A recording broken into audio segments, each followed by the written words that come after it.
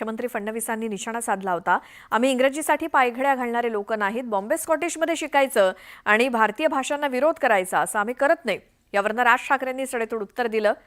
भाजपचे कोणकोणते नेते इंग्रजी शाळेमध्ये शिकले याची यादीच राज ठाकरेंनी विजय मेळाव्यातल्या भाषणात वाचून दाखवली। इंग्रजीला पायघड्या घालणारे लोक नाहीत, आम्हाला अभिमान भारतीय भाषेचा आहे। हो, इंग्रजी भाषा आवश्यक आहे म्हणून शिकली पाहिजे, त्याचा आम्हाला विरोध नाही आहे।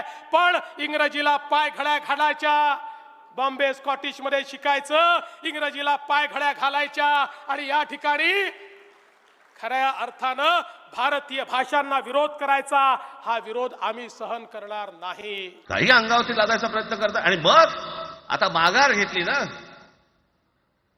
मग माघार घेतली त्याचं काय करायचं? मग वेगळ्या ठिकाणी वळवा सगळं प्रकरण, वेगळ्या ठिकाणी। म्हणजे कुठे? ठाकरेंची मुलं इंग्रजी मीडियम मध्ये शिकली, बरं मग पुढे?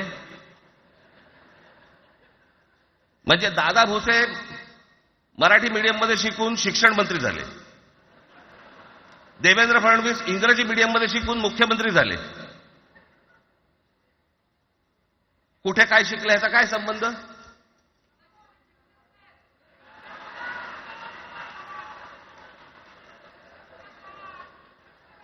कोणाकोणाची मुलं इथे परदेशामध्ये शिकतायत, याद्या आहेत आमच्याकडे।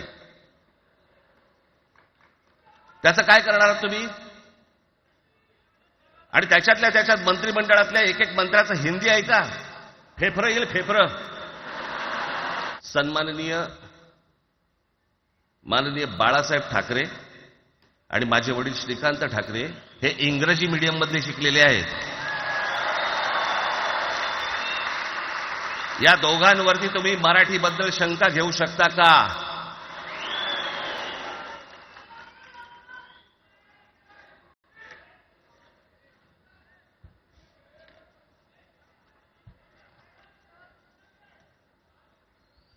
Lalkrishna Advani saint Patrick high school Christian missionary स्कूलमध्ये शिकले। हिंदुत्वावर शंका घेऊ का त्यांच्या?